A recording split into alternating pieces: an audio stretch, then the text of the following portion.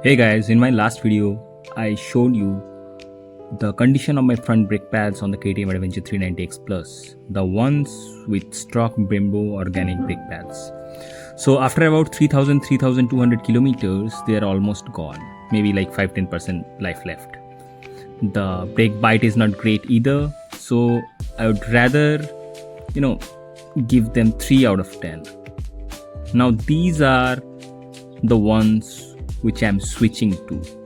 Hopefully this will solve the issue. These are Brembo Sintered brake pads,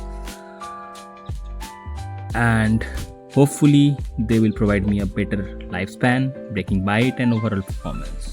These costed me around 2,500, and for a comparison you can see the difference between the organic and sintered brake pad side by side.